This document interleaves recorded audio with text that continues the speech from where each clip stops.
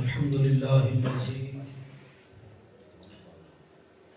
رفع السماء بقدرته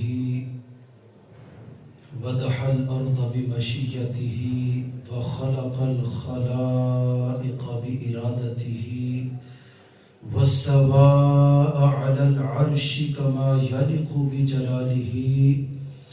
الصلاة والسلام على رسوله محمد وعلى آله وأصحابه وأزواجه وذريته وصلحاء أمته وعلماء ملته أجمعين. أما بعد فأعوذ بالله من الشيطان الرجيم. شهر رمضان الذي أنزل فيه القرآن هدى للناس وبينات من الهدى والفرقان. صدق الله العظيم. إن الله وملائكته يصلون على النبي يا أيها الذين آمنوا صلوا عليه وسلموا تسليما. اللهم صل على سيدنا ومولانا محمد وعلى آل سيدنا ومولانا محمد وبارك وسلم. يا رب صل وسلم دائما أبدا على حبيبك خير الخلق كلهم. هو الحبيب الذي ترجى شفاعته لكل هول من الأهوال مقتحم. فإن من جودك الدنيا وضرتها ومن علومك علم اللوح والقلم. يا صاحب الجمال ويا سيد البشر من وجهك المنير لقد نبر القمر. لا يمكن الثناء كما كان حقه بعد خدا بزرگ توئی قصہ مختصر. بعد الصلاة والسلام اللہ رب العزت کا کروڑہا مرتبہ شکر ہے. آج کی یہ مبارک ساعتیں ہم سب کو نصیب ہو رہی ہیں. اس ماہ نور کی برکتیں بھی موجود ہیں اور شب قدر کی سعادتیں بھی ہمیں میسر ہیں. اللہ تبارک و تعالی اس شب نور کے دامن میں اپنے گھر میں یہ اکٹھا ہونا ہم سب کا اپنی بارگاہ میں قبول فرمائے. ایسی راتیں عبادت کی راتیں ہوتی ہیں. ان میں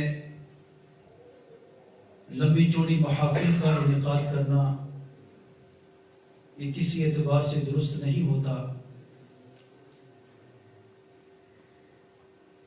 اس میں عبادت کی جائے, استغفار کیا جائے, اللہ تبارک و تعالیٰ کی بارگاہ میں کثرت کے ساتھ دعا مانگی جائے.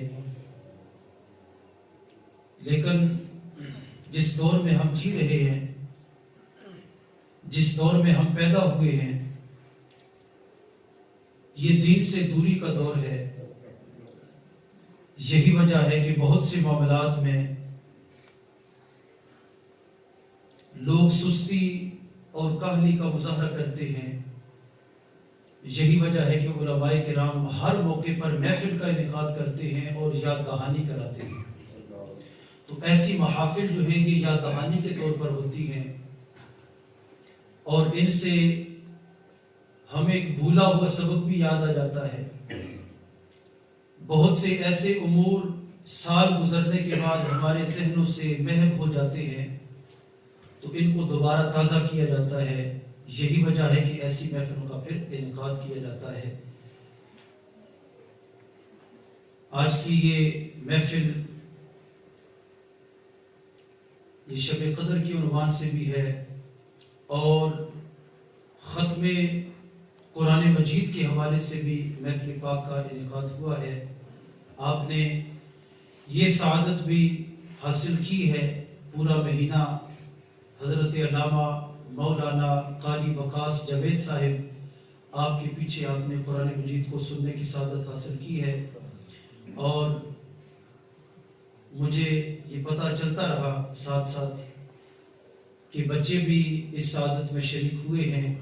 یہ ایک بہت بڑا عمل ہے جو یہاں پر جاری ہوا ہے، ایک بہت بڑا مشن ہے جس کا یہاں سے آغاز ہو رہا ہے۔ اللہ تبارک و تعالیٰ آپ سب لوگوں کو اس کا جو ہے وہ معاملہ سمجھنے کی، اس کی قدر کرنے کی توفیق عطا فرمائے، اور حضرت علامہ قاری وقاص جاوید صاحب کے خلوص کو بھی اللہ قبول فرمائے، اور سب لوگوں کا جو معاملہ ہے ان کے ساتھ جو ہے وہ خلوص والا ہو، اور ان کے دست و بازو بنے آپ لوگ۔ اللہ تبارک و تعالیٰ نے انہیں صلاحیتوں سے نوازا ہے، اور انہوں نے اللہ کے کلام کے لیے اپنے آپ کو وقف کیا ہے۔ یہ چھوٹی بات نہیں ہے، میں بھی ان سے واقف ہوں، آپ بھی ان کو جانتے ہیں کہ شب و روز ہمارے سامنے تھے، لیکن انہوں نے اپنی زندگی کو کیسے اس ٹریک پہ ڈالا اور کس طرح اس طرف آئے، اور کتنے اچھے انداز سے اس معاملے کو آگے لے کے بڑھ رہے ہیں۔ آپ لوگوں کا جو تعاون ہے، آپ لوگوں کا جو خلوص ہے، وہ بھی ان کو درکار ہے۔ تو آپ احباب کسی اعتبار سے بھی پیچھے نہ ہٹیے، اور یہ آپ کی مسجد ایک یونیورسٹی بن سکتی ہے، اور بنے گی انشاءاللہ، جس انداز سے قاری صاحب کی محنتیں جاری و ساری ہیں۔ تو یہ یقیناً آپ احباب کی محبتیں بھی اس میں شامل ہیں، وگرنہ امام اکیلا بھی کچھ نہیں کر سکتا ہے۔ تو یہ انتظامیہ کی محبتیں بھی ہیں، آپ لوگوں کی کاوشیں ہیں، کوششیں ہیں۔ یہ چونکہ ٹیم ورک ہوتا ہے، اکیلا بندہ کچھ نہیں کر سکتا ہے۔ تو ان کی آپ یوں سمجھ لیں کہ قیادت ہے، تو ان کی قیادت میں آپ احباب کو جو ہے وہ کبھی بھی پیچھے نہیں ہٹنا چاہیے، اور کسی حوالے سے بھی آپ پیچھے نہیں ہٹیں۔ اور مجھے یہ بہت سن کے بھی خوشی ہوتی ہے، دیکھ کے بھی خوشی ہوتی ہے کہ آپ کے معاملات الحمدللہ روز بروز جو ہے وہ آگے بڑھ رہے ہیں۔ علمی حوالے سے پورے علاقے میں جو ہے ایک فیضان جاری ہو چکا ہے۔ تو مساجد کا مقصد بھی یہی ہوتا ہے۔ ہم مسجدوں کو صرف بناتے ہیں نماز کے لیے، بس نماز پڑھی اور اس کے بعد تالا لگ گیا، حالانکہ مساجد جو ہیں یہاں اللہ کے دین کی سربلندی کے لیے جو ہے وہ جد و جہد ہونی چاہیے۔ یہ ایک پلیٹ فارم ہوتا ہے، یہاں سے قرآن کا پیغام نکلنا چاہیے۔ مساجد جو ہے یہ بلڈنگ سے بڑی نہیں ہوتی ہیں، یہاں سے پیغام نکلے، ڈیلیور ہو، اور ایک علاقے کے اندر جو ہے اس کا ایک اثر نظر آئے، اور گھروں کے اندر اصلاح کی پوری مہم اور ایک تحریک چل جائے۔ یہ مساجد کا مقصد ہوتا ہے۔ تو الحمدللہ اور بھی مسجدیں علاقے میں بڑی بنی ہیں، لیکن اگر آپ کی مسجد یہ مقصد پورا کر رہی ہے تو آپ کو اللہ کا شکر ادا کرنا چاہیے، اور اللہ کا شکر ادا کر کے گھر میں نہیں بیٹھنے بلکہ ان کے دست و بازو بننا ہے۔ اللہ تبارک و تعالیٰ سب لوگوں کا خلوص اور جذبہ اپنی بارگاہ میں قبول فرمائے، اور حضرت علامہ قاری وقاص جاوید صاحب کو اللہ تبارک و تعالیٰ مزید استقامت عطا فرمائے۔ میں نے چند ایک کلمات آج کی شب کے حوالے سے بھی کہنے، پیغام کے طور پر چند ایک باتیں عرض کرنی تھی۔ میں نے جو کلمات تلاوت کیے ہیں، اللہ تبارک و تعالیٰ نے فرمایا شہر رمضان الذی انزل فیہ القرآن، کہ رمضان کا مہینہ وہ مہینہ ہے جس میں قرآن اترا ہے، اور یہ قرآن کیا ہے؟ ھدی للناس، یہ لوگوں کے لیے ہدایت ہے، سراسر ہدایت ہے۔ وَبَيِّنَاتٍ مِّنَ الْهُدَى وَالْفُرْقَانِ، اور ہدایت اور حق و باطل میں فرق کی نشانیاں اس کے اندر موجود ہیں۔ یہ ماہ نور رمضان الکریم جو ہے، اس کا تعارف اس آیت میں کرایا جا رہا ہے کہ رمضان کا مہینہ وہ مہینہ ہے جس میں قرآن نازل ہوا ہے۔ یہاں پر یہ ذہن میں رکھیں، اس آیت میں تعارف قرآن کا نہیں ہو رہا، تعارف رمضان کا ہو رہا ہے۔ اب رمضان کا تعارف اللہ تبارک و تعالیٰ نے کس سبب اور کس نسبت سے کرایا ہے؟ قرآن کے ساتھ۔ یہ دیکھیں قرآن اس مہینے میں اترا ہے،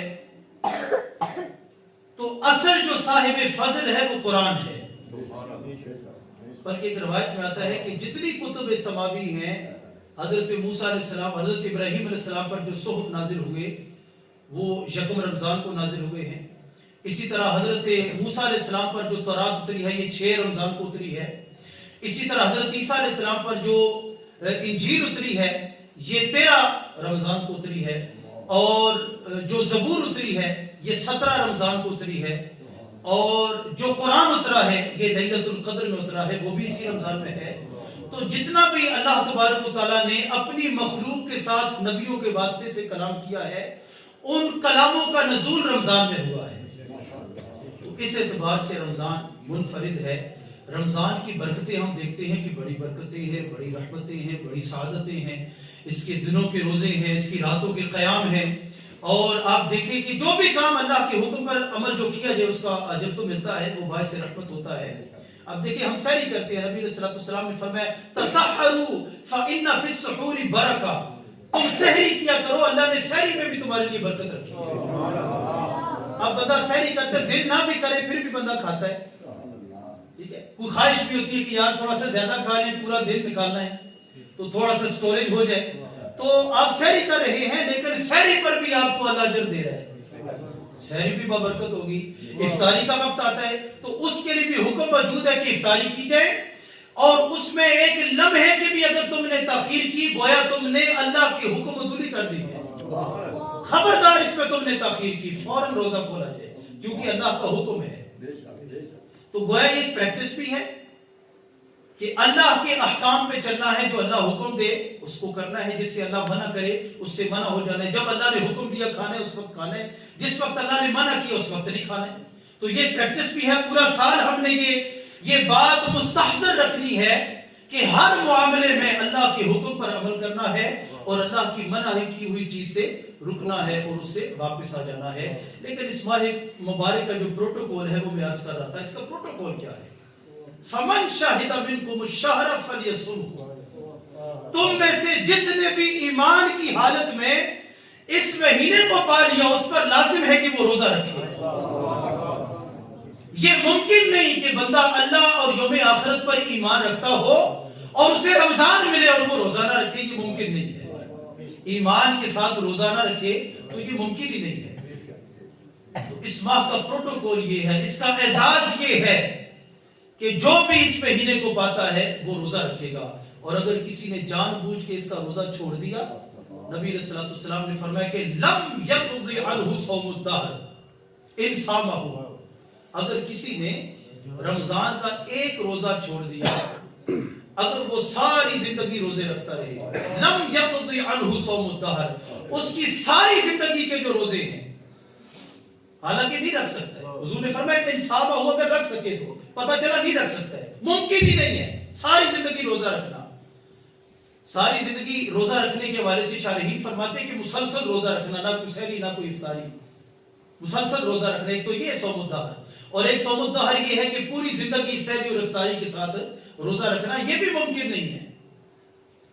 تو نبی علیہ السلام نے فرمایا کہ اگر کسی شخص نے، یعنی رمضان کا ایک روزہ اتنا قیمتی ہے، یہ رمضان کے روزے کی قدر و قیمت بتائی جا رہی ہے کہ اس کے ایک روزے کا مرتبہ یہ ہے کہ اگر تم نے چھوڑ دیا تو اس کا خسارہ پورا کرنا چاہتے ہو تو ساری زندگی لگاتار روزے بھی رکھتے رہو تب بھی خسارہ پورا نہیں ہو سکتا۔ یار اس کا ایک روزہ اتنی قدر و منزلت رکھتا ہے، بلکہ یہاں پر صوفیاء نے آگے کی بات کی ہے کہ رمضان کا ایک لمحہ جو ہے، روزہ تو چھوڑ دینا پورا، ایک لمحہ پورا سال جو ہے وہ رمضان کے ایک لمحے کے برابر نہیں ہو سکتا۔ وہ بھائی رمضان کو کہاں سے عظمت مل گئی؟ رمضان کی اتنی قدر و منزلت کدھر سے آ گئی؟ رمضان کا مالک تو اللہ ہی ہے نا، خالق اللہ ہی ہے۔ رمضان کا خالق بھی اللہ ہے، باقی 11 مہینوں کا خالق بھی اللہ ہے، لیکن باقی 11 مہینوں میں رحمتوں کا یہ انداز نظر نہیں آتا ہے، ایک رمضان میں ہی نظر آ رہا ہے۔ اور رمضان کی قدر و منزلت کا عالم آپ نے سماعت کیا ہے کہ اس کا ایک لمحہ پورے سال میں بھاری ہے، ایک روزہ چھوڑ دینا۔ اس لیے آقا اسلام نے فرمایا اس کا ایک روزہ بھی تم نے چھوڑا نا، ساری زندگی کے روزے تمہارا اس کا خسارہ پورا نہیں کر سکتے ہیں۔ ایک صحابہ ہو اگر تم رکھ سکو تو یہ ممکن نہیں ہے تمہارے لیے۔ تو یہ عظمت رمضان کو کہاں سے ملی، یہ رفعت رمضان کو کہاں سے ملی، اس کا جواب اس صورت میں دیا، اس آیت میں دیا جا رہا ہے۔ فرمایا شہر رمضان الذی، رمضان کا مہینہ وہ مہینہ ہے، تم اس کی عظمتوں کے قائل ہو، تم جانتے ہو کہ اس کے دنوں کے روزے جو ہیں وہ تم پر فرض ہیں، اس کی راتوں کا قیام اللہ نے تمہارے لیے نفل کر دیا ہے، اس کے نفل تمہارے عام دنوں کے فرضوں کے برابر ہے، اور اس کے فرض 70 درجے پا جاتے ہیں، اور اس میں بندے مومن کا رزق بڑھا دیا جاتا ہے، اور یہ شہر مبارک ہے، اور اس میں اگر کسی نے کسی کو روزہ افطار کرایا تو اللہ تبارک و تعالیٰ اسے 3 انعام عطا کرتا ہے۔ ایک اس کے اپنے گناہ معاف ہو جاتے ہیں، دوسرا اس کے درجے بلند ہو جاتے ہیں، اور تیسرا اللہ اس کو یہ مرتبہ دیتا ہے کہ اس کو روزے دار جتنا اجر دیتا ہے، حالانکہ روزے دار کے اجر میں بھی اللہ کمی نہیں فرماتا ہے۔ یہ ساری فضیلتیں ہم نے سن رکھی ہیں، یہ ساری عظمتیں رمضان کے ساتھ معین ہیں، لیکن یہ بات سوچنے کی ہے کہ رمضان کو یہ عظمت ملی کہاں سے؟ بھائی وہی ایام تو وہی ہوتے ہیں نا، اتنے ہی دن ہوتے ہیں جتنے عام دن ہوتے ہیں، رمضان بھی اتنے ہی دنوں کا ہوتا ہے۔ یعنی رمضان کا دن اگر جو ہے وہ 10 گھنٹے کا ہے تو رمضان کے بعد بھی 10 گھنٹے کا دن ہوگا، اس سے پہلے بھی 10 گھنٹے کا دن چل رہا ہے، ٹائم وہی ہے، طلوع و غروب کے معاملات وہی، مسجدیں وہی، نمازی وہی، مہینے وہی، اللہ کی مخلوق وہی، یہ زمین وہی، آسمان وہی، لیکن رب نے شیاطین کو جکڑ دیا، جنت کے سارے دروازے کھول دیے، ایک بھی بند نہیں رکھا، جہنم کے سارے دروازے بند کر دیے، ایک بھی کھلا نہیں ہے، ایک پورا نیکی کا ماحول قائم کر دیا، جنت کی کھڑکیاں کھول کے رکھ دی، نیکی کرنا آسان کر دیا، مسجدوں کی پھاٹک بھی کھل گئی، سارا سال جو مسجدوں میں نہیں دیکھیں گے، صف اول کے نمازی 5 وقت کی نماز پڑھنے لگی، کیا ہو گیا بھائی آپ کو؟ سارا سال اب مسجد میں نہیں آئے ہیں، تو اب آپ مسجد میں تشریف لے آئے، مسجدوں کے پھاٹک بھی اللہ نے کھول دیے، نیکی کا ماحول بنا کے ایک پورا سما بن گیا نور کا۔ یہ کیوں باندھا اللہ نے؟ یہ رمضان میں کیوں ہے، باقی مہینوں میں کیوں نہیں ملتا ہے؟ فرمایا شہر رمضان الذی، پوچھتے ہیں نا رمضان کیا ہے؟ یہ وہ مہینہ ہے الذی انزل فیہ القرآن، اس میں قرآن اترا ہے۔ اصل صاحب فضل تو قرآن ہے، اصل صاحب فضل تو قرآن ہے۔ دیکھیں نا کسی فیملی کے اندر کوئی صاحب فضل بندہ ہو، یعنی دنیاوی اعتبار سے ہو سکتا ہے ایم این اے ہو یا کسی پوسٹ پر ہو، کوئی D C O D P او کو ایس ایچ او ہو، کوئی کسی عہدے پر ہو، دنیاوی اعتبار سے صاحب فضل ہے، یا کوئی علمی حوالہ ہو اس کا، یا کوئی روحانی شخصیت ہو، کوئی بھی صاحب فضل شخص ہو، تو باقی اس کی فیملی کے جتنے لوگ ہوتے ہیں نا ان کا تعارف اس کی نسبت سے کرایا جاتا ہے۔ یار یہ جو بندہ ہے یہ اس شخص کا بھائی ہے، یہ اس کا بڑا بھائی ہے، یہ اس کا چچا ہے، یہ اس کا ماموں ہے، والد ہو تب بھی کہتے ہیں یہ اس کا باپ ہے، اور اگر کوئی عورت صاحب فضل ہے تو کہتے ہیں یہ خامد ہے اس عورت کا، وہ جو عورت ہے نا، وہ جو صاحب فضل عورت ہے یہ اس کا خامد ہے، یہ اس کا بھائی ہے۔ تو اگر فیملی کے اندر کوئی صاحب فضل ہو تو پورے خاندان کا تعارف جو ہے وہ اس شخص کی وجہ سے ہوتا ہے۔ اسی طرح یہاں پر صاحب فضل قرآن ہے۔ یہ ساری جو آپ کو عظمتیں نظر آ رہی ہے نا، یہ رمضان کے اندر جو برکتیں نظر آ رہی ہیں، اللہ کی رحمتوں کے دریا بہ رہے ہیں، اللہ کی مغفرت ایسے عام ہو چکی ہے جیسے بارش برس رہی ہے، اللہ نے لوگوں کی گردنوں کو آزاد کر دیا، اللہ نے اپنی رحمتوں کی انتہا کر دی، اور اللہ تبارک و تعالیٰ نے اس انداز سے اپنی مخلوق کو نوازا، یہ انداز باقی 11 مہینوں میں کسی میں بھی نظر نہیں آتا ہے۔ تو یہ ساری عظمتیں، اور پھر جس رات میں نازل ہوا اس رات کو فرمایا لیلۃ القدر خیر من الف شہر، یہ 1000 مہینوں سے بہتر ہے۔ اچھا ہمارے لوگ بھی، ہم بھی بڑے سمارٹ ہیں نا، ہم بھی کیلکولیٹر لے کے بیٹھ کے 1000 مہینے کتنے بنتے جی؟ 83-84 سال بنتے ہیں۔ او خدا کے بندے، رب نے یہ تو نہیں فرمایا کہ یہ 83-84 سال کے برابر ہے، یا تمہاری ایک رات 83 سال کی رات ہے، یہ بھی نہیں فرمایا، برابر ہے یہ بھی نہیں فرمایا، فرمایا خیر من الف شہر، یہ تمہاری 1000 مہینوں کی عبادت سے بھی بہتر ہے۔ اب یہاں پر فرمایا جاتے ہیں، علماء فرماتے ہیں کہ یہ جو 1000 کا لفظ استعمال کیا گیا نا، یہ اللہ تبارک و تعالیٰ نے تحدید کے لیے استعمال نہیں کیا کہ حد بیان کر دی بس 1000 سال سے زیادہ نہیں ہے، یعنی 1000 مہینے ہیں، سوری 1000 مہینوں سے زیادہ نہیں ہے، یہ تحدید کے لیے نہیں ہے، بلکہ اللہ تبارک و تعالیٰ نے یہاں پر الف شہر جو فرمایا ہے یہ تکثیر کے لیے ہے، کثرت کے لیے ہے، اور تنبیغ یعنی مبالغے کے لیے اس کو استعمال کیا گیا ہے۔ اب آپ دیکھیں، اچھا چلے 83 سال بھی بنتے ہیں یہ، تو آقا علیہ السلام کی وہ ایک حدیث بھی میرے ذہن میں آتی ہے، آقا علیہ السلام نے فرمایا عمری و عمر امتی، میری اور میری امت کی جو عمر اللہ نے رکھی ہے نا وہ کتنی ہے؟ آقا علیہ السلام نے فرمایا ما بین 60 الی 70، 60 سے 70 سال کے مابین اللہ نے میری اور میری امت کی عمر رکھی. یہ کثرت کی بات ہے, میجورٹی کی بات ہے. کچھ لوگ 60 سے پہلے چلے جاتے ہیں, کچھ لوگ 70 کراس کر جاتے ہیں, 80 کے بعد کراس کر جاتے ہیں. یہ میجورٹی کی بات ہے. یہ زیادہ تر جو لوگ ہیں وہ 60 اور 70 کے مابین رہتے ہیں. یہ حضور کی امت کی عمر رکھی ہے. اگر انسان کی عمر اگر 80 سال 83 85 سال 100 سال بھی ہے اور وہ ساری 100 سال کی عمر مسلسل عبادت کرتا رہا, مسلسل عبادت کرتا رہا, نہ اس نے روٹی کھائی, نہ اس نے پانی پیا, نہ وہ سویا, نہ اس نے اور کوئی کام کیا, صرف عبادت کرتا رہا, وہ اس کی ایک پوری زندگی کی عبادت, حالانکہ یہ عبادت ممکن نہیں ہے. انسان کھائے پیے بغیر نہیں رہ سکتا, سوئے بغیر نہیں رہ سکتا ہے. باقی جو اس کے حوائج ہیں, ضروریات زندگی ہیں, ان کے بغیر پورا کیے بغیر وہ زندہ ہی نہیں رہ سکتا ہے. لیکن ایک مثال ہے کہ اگر وہ مسلسل 100 سال عبادت کرتا رہے, نہ کھائے نہ پیے نہ سوئے نہ اور حاجات کو پورا کرے, ممکن نہیں ہے, لیکن اگر کرتا رہے تو فرمایا کہ یہ ایک رات کی عبادت اس کی ساری زندگی سے بھی 1000 درجے بہتر ہے. بھائی اس رات کو اتنی عظمت کیوں ملی ہے؟ انزل فیہ القرآن, کیونکہ اس میں قرآن اترا ہے. یہ سب قرآن کی برکتیں آپ کو نظر آ رہی ہیں.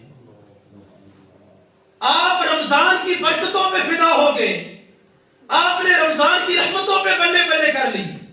او بھائی رمضان کو بھیک ملی ہے قرآن کی. رمضان خود کچھ نہیں, اس کا مطلب پتہ کیا ہے؟ الذی انزل فیہ القرآن کا کیا مطلب ہے؟ کہ اگر قرآن رمضان میں نازل نہ ہوتا تو رمضان بھی عام مہینوں کی طرح کام مہینہ, اس کی کوئی فضیلت نہیں ہے. اس کی فضیلت سب اللہ کے کلام کی وجہ سے ہے, سب اللہ کے کلام کی وجہ سے. بلکہ میں معاملہ آگے تھوڑا لے کے جاتا ہوں, شاید آپ کو تھوڑا سا یہ سوچنا پڑے.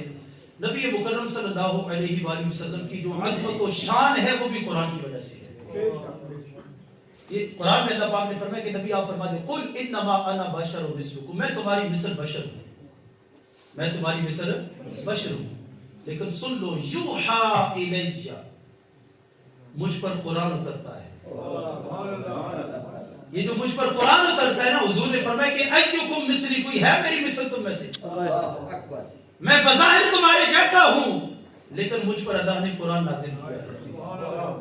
اب جب یہ کتاب, یہ لا فانی اور لا زوال کتاب حضور پر اتری نا, تو اب ہم کہتے ہیں بعد از خدا بزرگ تو ہی قصہ مختصر, کہ اللہ کے بعد اگر کوئی ہستی ہے تو وہ حضور کی ہستی ہے. اللہ کے بعد اگر کسی کی شان ہے تو وہ حضور کی شان ہے. کیوں؟ حضور پہ قرآن اترا ہے. یہ عظمت بھی. اچھا یوں ہی چلتے جائیں آگے, نبی علیہ السلام پر قرآن اترا, یہ عظمت ملی. جس رات پہ قرآن اترا اس رات جیسی کوئی رات آپ کو نہیں ملتی. اچھا یہ جو شب قدر ہے نا, اس حوالے سے یہ بھی سن لیں, یہ شب قدر پہلی امتوں کو بھی عطا کی گئی ہے. جو پہلی امتیں ہیں ان کو عطا کی گئی ہے, لیکن پہلی امتوں کے صرف نبیوں کو عطا کی گئی ہے, امت کو نہیں ملی ہے. یہ اسی طرح ہے کہ پہلی امتوں کے جو نبی ہوتے تھے, صرف نبی اس امت کے کتاب اللہ کے حافظ اور عالم ہوتے تھے.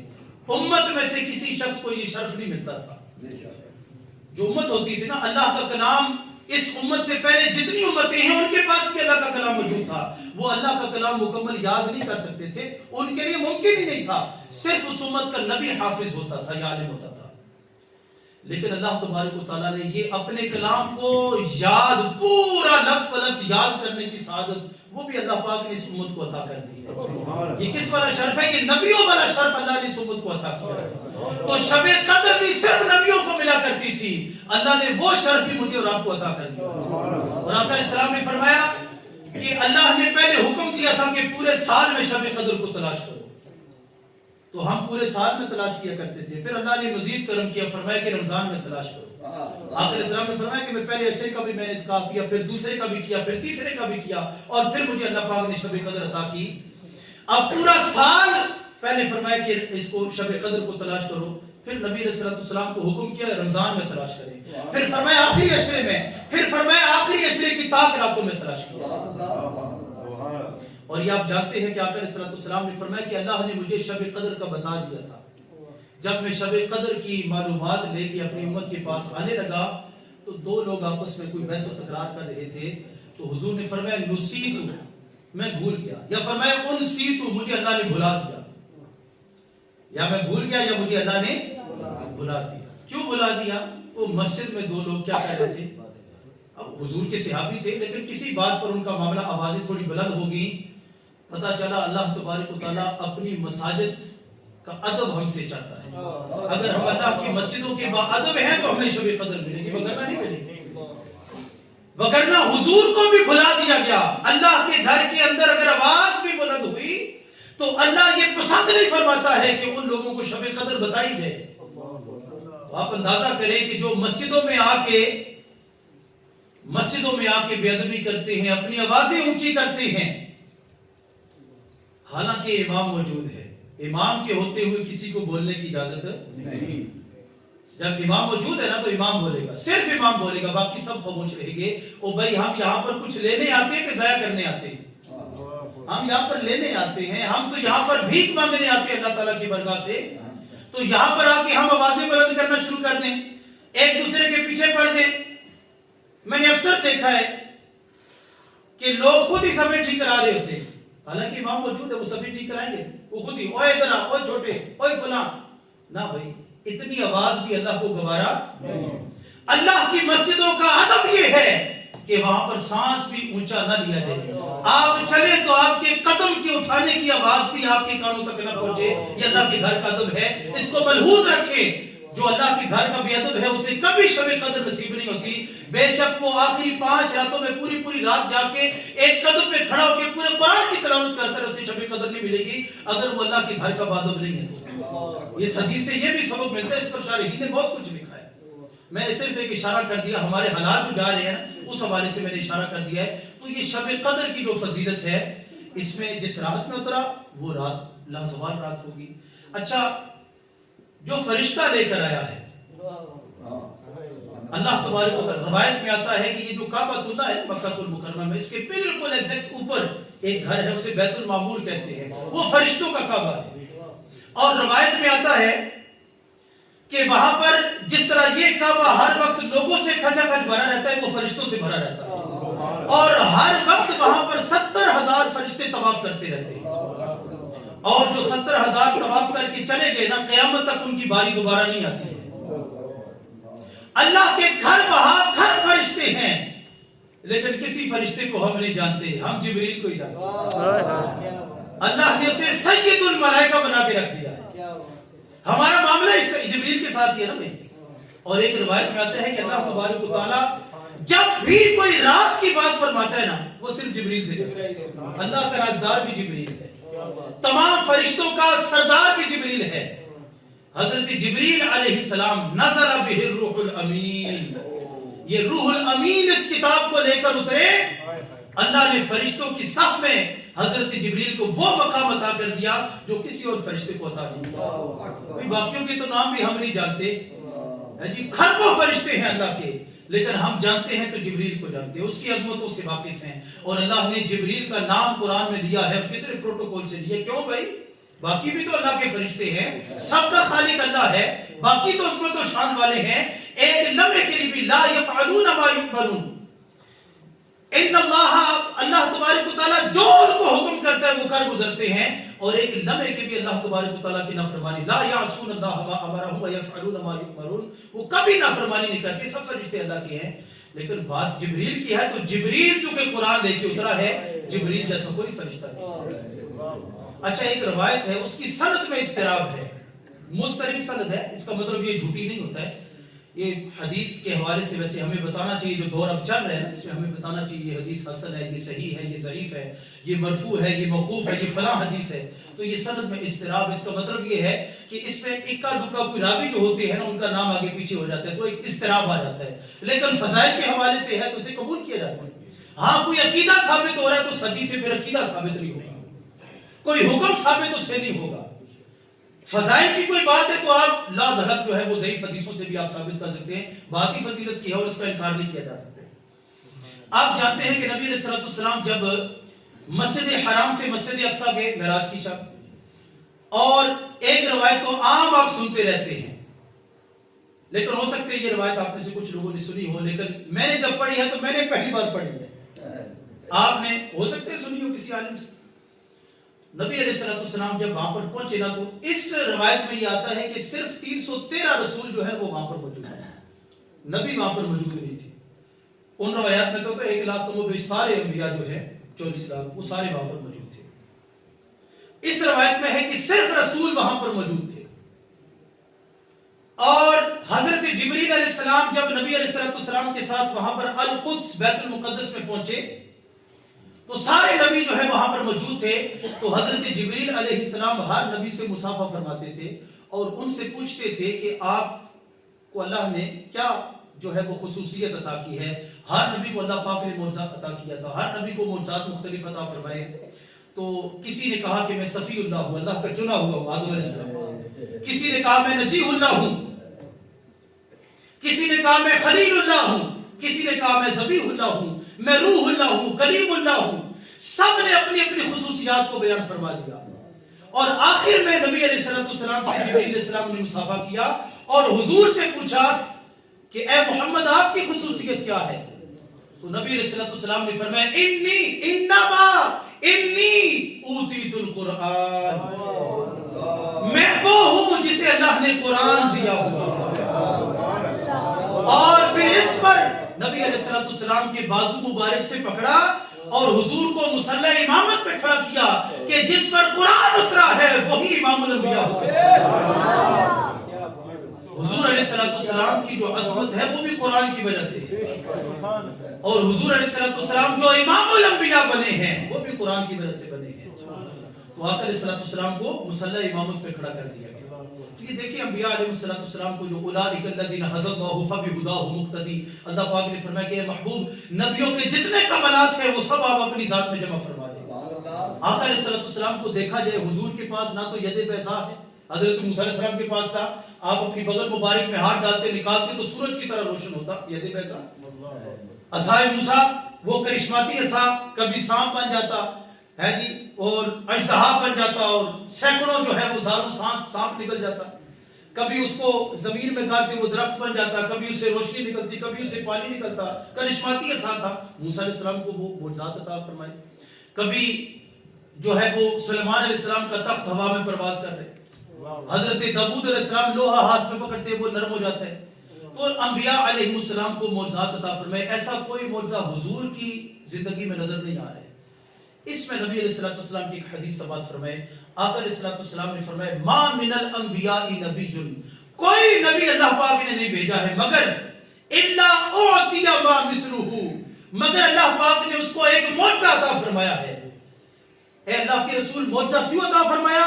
آقا علیہ السلام نے فرمایا آمن علیہ البشر, تاکہ لوگ اس معجزے کو دیکھ کر ایمان لیں. معجزے کا مقصد بھی حضور نے بیان فرما دیا کہ ہر نبی کو معجزہ اس لیے دیا گیا تاکہ لوگ ایمان لے آئیں.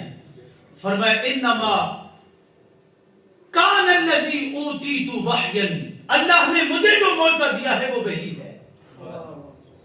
اللہ نے مجھے جو معجزہ دیا ہے وہ وحی ہے. میرا معجزہ ان معجزوں کی طرح حسی معجزہ نہیں ہے جو آنکھوں سے دیکھا جا سکتا ہے. میرا معجزہ جو ہے وہ علمی معجزہ ہے. مجھے اللہ نے قرآن عطا کیا ہے, یعنی مجھے وحی عطا کی ہے, اور یہ صرف وحی ہے. فرمایا اوحاہ اللہ تعالی الی, اللہ نے جو میرے اوپر نازل کر دی ہے یعنی قرآن, یہ اللہ تعالیٰ نے مجھے بطور معجزہ عطا فرمایا ہے. اور آپ دیکھیں یہ کتنا عظیم معجزہ ہے, یہ کتنا لازوال معجزہ ہے. باقی تمام انبیاء کے معجزات ان کی زندگیوں تک محدود تھے. عصائے موسیٰ ہو سکتے آج بھی دنیا میں کسی جگہ پر پڑا ہو, لیکن آج وہ اژدہا نہیں بن سکتا ہے جی. آج وہ کرشمے نہیں دکھا سکتے, وہ تو موسیٰ علیہ السلام کے ہاتھ کا کمال تھا نا. باقی انبیاء کے معجزات ان کی زندگیوں تک محدود تھے. یہ تنہا حضور کا معجزہ ہے جو قیامت تک کے لیے ہے اور آج ہمارے ہاتھوں میں بھی موجود ہے. نبی علیہ السلام نے فرمایا کہ اللہ نے جو مجھے معجزہ عطا کیا ہے, نہ ید بیضاء ہے, نہ عصائے موسیٰ ہے, نہ تخت ہوا میں اڑتا ہے, نہ پتھر سے اونٹنی برآمد ہو رہی ہے. اقبال کہتا ہے حسن یوسف دم عیسیٰ ید بیضاء داری, آنکھیں خوبا ہما دارد تو تنہا داری. یہ سارے معجزات جو ہیں اے محبوب یہ ایک طرف ہے, لیکن اللہ نے جو آپ کو معجزہ دیا ہے اس میں آپ تنہا, آپ یکتا ہیں, آپ بے مثل ہیں, آپ نبیوں کی صف میں لا شریک ہے. کیوں؟ آپ پر قرآن اترا ہے. قرآن کسی اور نبی پر اترا جو نہیں ہے. تو نبی علیہ السلام کو اللہ تبارک و تعالیٰ نے جو معجزہ عطا کیا ہے وہ قرآن ہے، اور نبیوں کو معجزے ملے ہیں، لیکن یہ جو معجزہ ہے اس نے نبی علیہ السلام کو بھی فضیلت عطا کی، اور آقا علیہ السلام نے فرمایا چونکہ یہ مجھے معجزہ بھی ملا ہے قرآن، فَأَرْجُو مِنَ اللَّهِ، اب میں اللہ سے امید کرتا ہوں اکثر تابعا یوم القیامہ، کہ چونکہ مجھ پر قرآن اترا ہے قیامت کے دن مجھ پر ایمان لانے والے سب سے زیادہ لوگ ہوں گے، یعنی میں کثرت امت کی وجہ سے حشر میں پہچانا جاؤں گا، چونکہ مجھ پر قرآن اترا ہے اس لیے اللہ مجھے امت بھی زیادہ عطا فرمائے گا۔ اور آپ نے شاید یہ حدیث سنی ہوگی، آقا علیہ السلام نے فرمایا کہ اہل جنت کے 120 صفحے ہوں گے، کتنی؟ 80 منہا من امتی، اس میں 80 صفحے صرف میری امت کی، 70 امتیں ہیں نا، حدیث میں آتے ہیں 70 امتیں ہیں، حضور نے فرمایا تم 70 کی عدد کو پورا کرنے والے ہو، میں آخری نبی ہوں اور تم آخری امت ہو، اور تم نے 70 کی عدد کو پورا کر دیا۔ ہم سے قبل 69 جو امتیں گزری ہے نا، وہ ساری امتیں مل کر جو ہے وہ 40 صفحے ہوں گی، تنہا حضور کی امت جو ہے وہ 80 صفحے ہوں گی، کیوں؟ حضور پر قرآن اترا ہے۔ اب بھائی اس میں ہمارے لیے کیا ہے؟ ماشاءاللہ بھی آپ نے کہہ لیا، سبحان اللہ بھی کہہ لیا، خوش بھی ہو گیا آپ سارے، کیونکہ فضائل سن کے ہم بڑے خوش ہوتے ہیں، لیکن ہمارے لیے اس میں کیا ہے؟ یہ قرآن ہمارے لیے ہدایت کا پیغام لایا ہے، اور اگر ہم اس سے ہدایت حاصل نہیں کرتے ہیں تو ہمارے لیے کوئی عظمت نہیں ہے۔ یہ تو آپ نے سن لیا نا کہ اس کائنات ارض و سماوی میں، اللہ کی مخلوقات میں جس کو جو فضیلت اور عظمت ملی ہے وہ قرآن کی وجہ سے ملی، تا آکے رسالت مآب صلی اللہ علیہ وآلہ وسلم کی عظمت بھی قرآن کی وجہ سے، باقی کسی کا معاملہ کیا کہیں گے؟ ہم کس کھیت کی مولی ہیں؟ جب رسول اللہ کی عظمت بھی قرآن کی وجہ سے ہے تو ہم کہاں کے ہیں پھر؟ تو اگر ہم قرآن سے ہدایت حاصل نہیں کرتے تو ہمیں بھی عظمت، اور یہ بات ذہن میں رکھیں، قرآن ہر کسی کو ہدایت دیتا بھی نہیں ہے، ایسا تو نہیں ہے کہ قرآن پڑھے آپ پاس سے گزر جائیں گے تو قرآن ہدایت دے دے گا۔ قرآن کی مثال سمندر کی سی ہے۔ بس میرے آخری کلمات ہے، بس یہ پیغام میں نے آپ کو دینا تھا۔ قرآن کی مثال سمندر کی سی ہے، جیسے آپ سمندر کے قریب کنارے پہ چلتے رہے، ساری زندگی چلتے رہے تو کیا ہوگا؟ وہ سمندر کے اندر کے مونگے، ہیرے، موتی آپ نکال لیں گے، وہ خزانہ جو اس کی تہوں میں ہے وہ آپ نہیں نکال سکتے، ساری زندگی آپ چہل قدمی کرتے رہے۔ ہم کیا کرتے ہیں؟ قرآن اوپر رکھ کے نیچے سے گزرتے رہتے ہیں نا، اوپر رکھو یار تھنو لگا چلو برکت ہے، اچھا یہ بھی بات سہم میں رکھا۔ قرآن کی جو غیرت ہے نا، قرآن کا جو آپ یوں کہہ لیں کہ قرآن کی جو اعلیٰ ہے وہ وہی ہے جو رب العزت کی ہے، حدیث قدسی ہے، سنیے نبی علیہ السلام نے فرمایا کہ اللہ تبارک و تعالیٰ فرماتا ہے کہ میں اپنے بندے کے ساتھ اس کے گمان کے مطابق معاملہ فرماتا ہوں، اگر میرا بندہ مجھ سے یہ گمان کرے کہ میں اس کی نہیں سنتا تو میں پھر نہیں سنتا، اگر میرا بندہ مجھ سے یہ گمان کرے کہ میرا رب سنتا ہے تو میں اس کی سنتا ہوں، اگر میرا بندہ مجھ سے یہ گمان کرے کہ میرا رب ہو سکتے مجھے نہ بخشے تو پھر میں نہیں بخشتا اس کو۔ میں اپنے بندے کے ساتھ اس کے گمان کے مطابق معاملہ کرتا ہوں۔ یہی مزاج، یہی انا، یہی غیرت اللہ کے قرآن کی بھی ہے۔ قرآن کے پاس آپ جس نیت سے آئیں گے آپ کو وہی ملے گا، آپ قرآن سے جو گمان رکھ کے آئیں گے اسی گمان کے مطابق آپ کو قرآن دے گا۔ اگر آپ اس کو صرف ناظرے کے لیے پڑھیں گے تو آپ کو ناظرے کی برکتیں دے گا، باقی کچھ نہیں ملے گا، آپ کو ہدایت نہیں ملے گی اس سے۔ اصل قرآن کے نزول کا مقصد کیا ہے؟ ہدی للناس، یہ ہدایت کا سامان لے کے آیا بھائی۔ اس کائنات کی سب سے بڑی نعمت ہدایت ہے، اور وہ نعمت ہمیں صرف قرآن سے مل سکتی ہے اور کہیں سے وہ نعمت نہیں مل سکتی۔ قرآن ہمارے لیے ہدایت لے کے آیا ہے تو وہ ہدایت ہمیں دینا چاہتا ہے تو کیسے ملے گی؟ دروازے کے اوپر رکھ کے نیچے سے گزریں گے تو دے دے گا، پاس سے گزر جائیں گے تو دے دے گا۔ اچھا کوئی، میں نے سمندر کی مثال دی نا، قرآن کی مثال سمندر کی سی ہے، کوئی سمندر کے اوپر تیرتا رہے، بڑا ماہر تیراک ہے اور تیرتا رہے، ساری زندگی تیرتا رہے، اسے کچھ مل جائے گا؟ ہمارا معاملہ بھی ہے قرآن کے ساتھ، ہم نے قرآن مجید کو کیا کیا؟ صرف ایصال ثواب کا آلہ بنا لیا اس کو، حصول ثواب کا ہتھیار بنا لیا اس کو۔ اقبال کہتے ہیں بڑی ستھری ترقی کے ببندے صوفی و ملا اسیری، تو خشک مولوی کے پھندے میں ایسا پھنس گیا نا حیات از حکمت قرآن گیری، تجھے قرآن کی حکمت سمجھ نہیں آئی. بایا دشترا کارے جزی نیست، تجھے قرآن کی آیات سے بس اتنا ہی سروکار رہ گیا کہ از یاسین او اصحاب بیری، مرنے والے کے اوپر یاسین پڑھ اور اس کو جناب آگے چلا دے، روح نکل جاتی ہے. سورہ یاسین پڑھو تو باقی روح نکل جاتی ہے. کیوں؟ تم نے قرآن سے مانگا جو وہی ہے، قرآن نے تمہیں وہ آسانی دے دی ہے. تم قرآن سے ثواب مانگتے ہو، قرآن تمہیں ثواب دے دے گا. تم قرآن سے علم چاہتے ہو، علم دے دے گا، لیکن ہدایت نہیں دے گا. تم قرآن سے شفا چاہتے ہو، یہ شفا بھی ہے، لیکن صرف شفا چاہتے ہو تو یہ تو صرف تمہیں شفا دے گا، ہدایت نہیں دے گا. اگر تم ہدایت چاہو گے نا قرآن سے، قرآن تمہیں علم بھی دے گا، قرآن تمہیں شفا بھی دے گا، قرآن تمہیں ثواب بھی دے گا.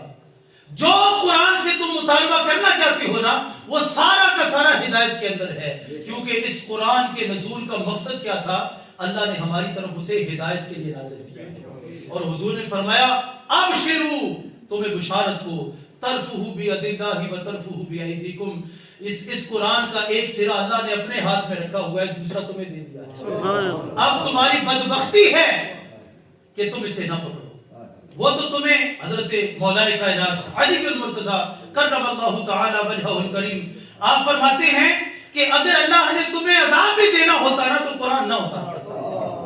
یہ جو قرآن اتارا ہے نا، پتہ چلا اس نے تمہیں بخشنا ہے. ما یفعل اللہ بعذابکم، ما یفعل اللہ بعذابکم، اللہ نے تمہیں عذاب دے کے کیا کرنا ہے؟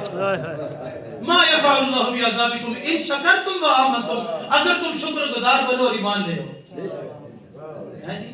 اس نے ہمیں عذاب تو نہیں دینا ہے نا، اس نے قرآن اتارا ہوا ہے، کس لیے اتارا ہوا ہے؟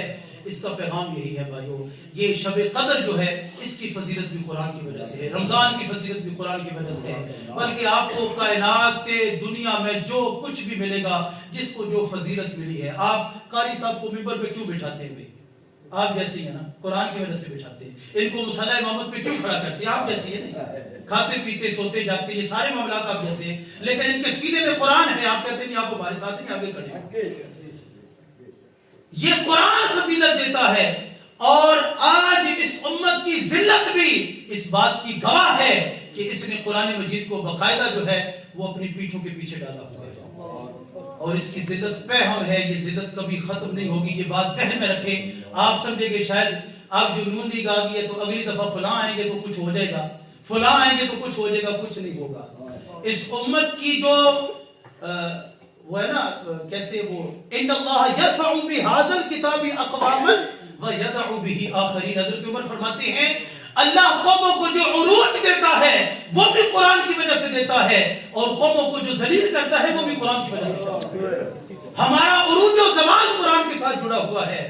ہم معزز سے زمانے میں مسلمان ہو کر اور آج خار ہوئے تارک قرآن ہو کر ہماری ذلت اور ہماری رسوائی کا منہ بولتا ثبوت قرآن کے ساتھ ہماری جو ہے یہ جو ہمارا سلوک ہے، یہ ہمارا منہ بولتا ثبوت ہے. یہ ہماری ذلت اور رسوائی اسی وجہ سے ہے.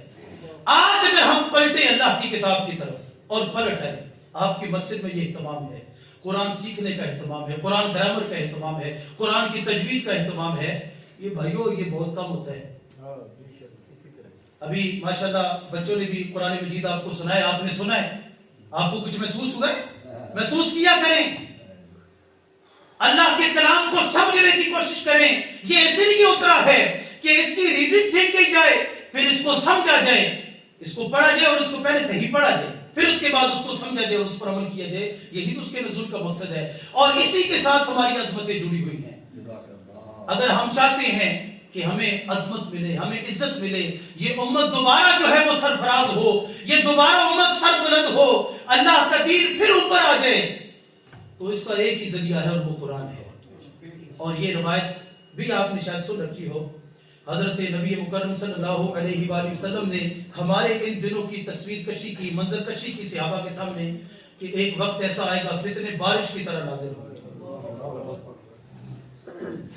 فتنے بارش کی طرح نازل ہوں گے. ہمارے جیسا کوئی بندہ ہوگا تو پوچھتا یا رسول اللہ وہ کس طرف سے آئیں گے، کتنی سپیڈ میں آئیں گے، کتنے ہوں گے، کیسے اتریں گے، ایسے اتریں گے، ایسے اتریں گے، کیسے اتریں گے. ہمارے سوالات ایسے اٹھ پٹانگ اسٹوپڈ سوال ہوتے ہیں ہمارے، لیکن وہ صحابہ کرام بیٹھے تھے. صاحب حل عطا حضرت مولا کائنات شیر خدا علی المرتضیٰ کرم اللہ تعالی وجہہ الکریم، آپ نے عرض کی مل مخرج منہا یا رسول اللہ، اللہ کے رسول الفتنوں سے بچنے کا طریقہ کیا ہوگا؟ یہ ہے اصل سوال کرنے کا۔ ہم کیسے کریں گے؟ قاری صاحب بیان کریں جناب فتنے آ رہے کتنوں آنے پہ جی کتنی سپیڈ آنے پہ؟ ہمارے ایسے سوالات ہوتے ہیں جس طرح کہ ہم ایسے ہمارے سوالات، لیکن وہ صحابہ کرام تھے صرف با مقصد سوال کیا کرتے تھے من مخرج منہا یا رسول اللہ، اللہ کے رسول ان فتنوں سے بچنے کا کوئی طریقہ ہوگا؟ آقا علیہ السلام نے فرمایا کتاب اللہ، جو اس وقت اللہ کی کتاب سے جڑ جائے گا وہ بچے گا، جو نہ جڑا وہ ہلاک ہو جائے گا۔ آج ہماری عظمتیں، ہماری رفعتیں یہ بھی قرآن کے ساتھ جڑی ہوئی ہیں، اور اگر ہم نے دوسرا رخ اختیار کیا، قرآن سے دوری اختیار کی جو کہ ہم نے کی ہوئی ہے، تو ہماری ذلت اور رسوائی بھی اسی کی وجہ سے ہوگی۔ تو آج یہ امت اگر واپس پلٹنا چاہتی ہے تو اللہ کی کتاب کی طرف پلٹے، اس کی عظمتیں وہی ہیں، اس کی رفعتیں وہی ہیں، اللہ اس کی مدد کرے گا، اور اللہ کی مدد بھی صرف اس امت ہی کے لیے ہے، اللہ کافروں کی مدد نہیں کرے گا۔ کیا خیال ہے، اللہ کافروں کی مدد کرے گا؟ نہیں کرے گا۔ اگر ہم نے قرآن سے پیچھ کی ہے نا تو اللہ نے ہماری مدد چھوڑ دی ہے، اس لیے کافر ہم پر غالب آ گئے ہیں۔ اگر ہم قرآن کی طرف پلٹے اللہ ہماری مدد کرے گا، پھر کافر کون ہوتے ہیں؟ اور یار یہ ہمارے قریب ہوئے گائے کا پیشاب پینے والے ہمارے سینوں پہ چڑھے ہوئے، یار اس سے بڑی ذلت کیا ہوگی؟ تو یہ ذلت صرف اس وجہ سے ہم نے کتاب اللہ کو چھوڑا۔ اللہ تبارک و تعالیٰ کی بارگاہ میں دعا ہے اللہ تبارک و تعالیٰ ہم سب کو حق بات سمجھ کر اس پر عمل کرنے کی توفیق عطا فرمائے۔ اقول قولی ھذا استغفر اللہ